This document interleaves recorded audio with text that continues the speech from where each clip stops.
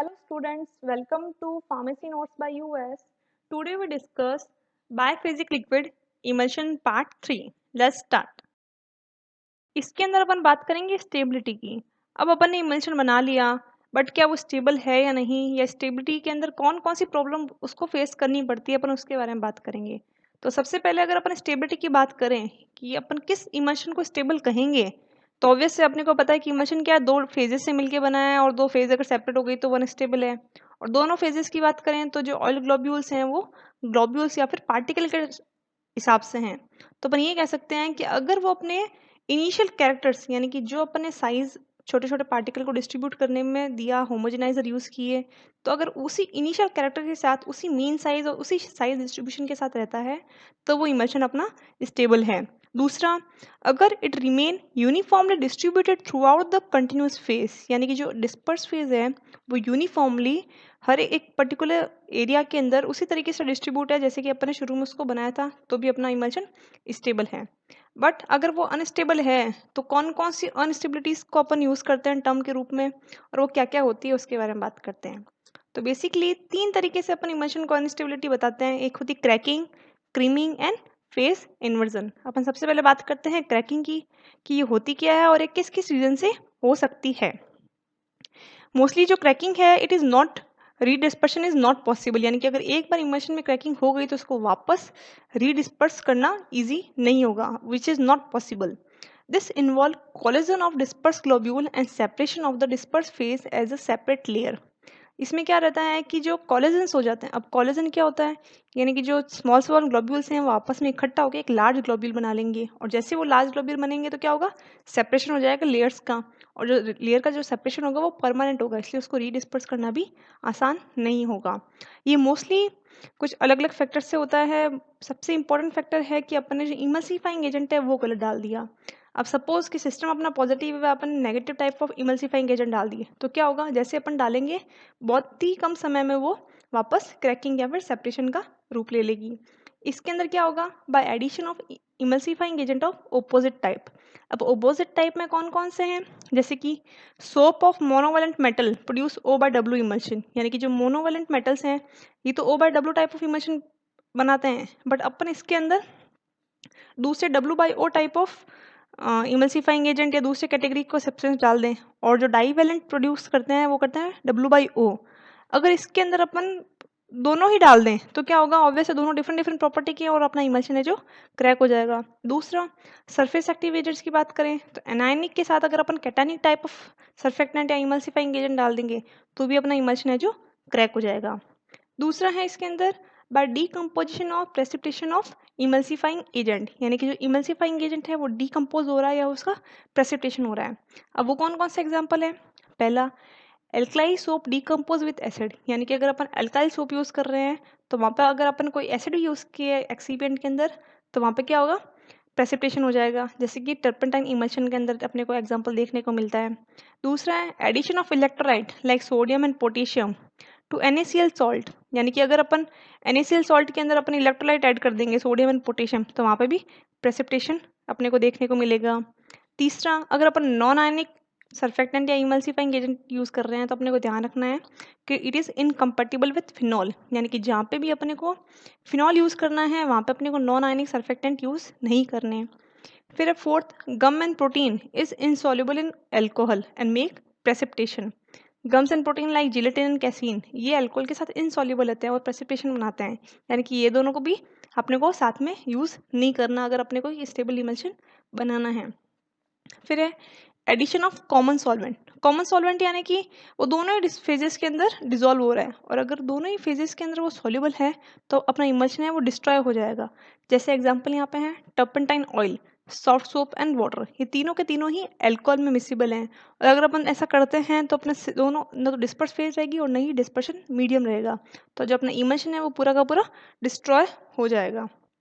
फिर है bye micro organism. अगर अपना सिस्टम अच्छे से प्रिजर्वेटिव नहीं ऐड कर रखे, स्टेबिलिटी नहीं है, तो उसके अंदर माइक्रोबियल ग्रोथ होगी, और अगर माइक्रोबियल ग्रोथ होगी तो जो अपना इमल्शन है वो सेपरेट हो जाएगा, डिस्ट्रॉय हो जाएगा।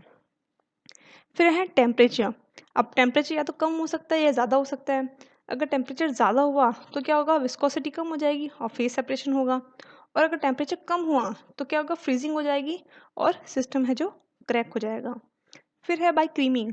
अगर क्रीमिंग होती है इमल्शन के अंदर तो लेयर अगेन सेपरेट होगी और ऊपर एक कंसंट्रेटेड सिस्टम बन जाएगा जो कि क्रैकिंग को प्रमोट करेगी।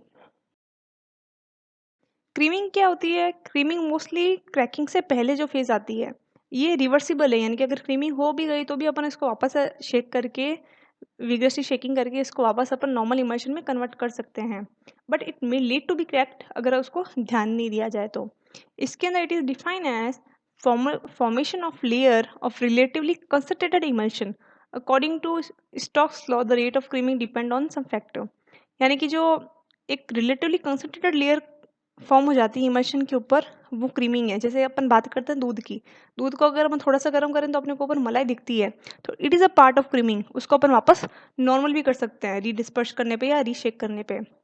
इसमें मोस्टली ये बताया गया है कि जो स्टॉक है उसके जो लॉ है उसके आधार पे अपन क्रीमिंग को देख सकते हैं। उसका जो फॉर्मूला था वो था V = 2R² d1 - d2g/9 V यहाँ पे रेट ऑफ क्रीमिंग है, R यहाँ पे रेडियस ऑफ ग्लोब्यूल है, D है densities of disperse phase and dispersion medium, G है यहाँ पे ग्रेविटेशनल कांस्टेंट एंड N है विस्कोसिटी। अब इन सब का क्रीमिंग पे क्या क्या प्रभाव पड़ता है अपन वो देखते हैं। सबसे पहले रेडियस का, यानी कि rate of creaming is directly proportional to the radius of globule. जितना बड़ा रेडियस होगा ग्लोब्यूल का, यानी कि जितना बड़ा डिस्पर्स फेस का पार्टिकल होगा, उतनी ही ज़्यादा रेट ऑफ क्रीमिंग बढ़ेगी। क्यों? क्योंकि जितने बड़े पार्टिकल्स होंगे दूसरे पार्टिकल को अटैच करने के लिए उतनी ही अच्छे कोहेसिव फोर्स लाएंगे आएंगे और सेपरेशन ईजी हो जाएगा और क्रीमिंग जल्दी होगी। इसको अपन रिड्यूस करने के लिए होमोजेनाइजर्स यूज़ कर सकते हैं। दूसरा है difference in densities of disperse phase and continuous phase. जितना ज़्यादा डिफरेंस होगा क्रीमिंग भी उतनी ज़्यादा होगी। क्यों? क्योंकि जितना ज़्यादा डिफरेंस होगा एक लेयर दूसरी लेयर को उतनी ही जल्दी से छोड़ के ऊपर आ जाएगी। तीसरा है विस्कोसिटी ऑफ डिस्पर्शन मीडियम।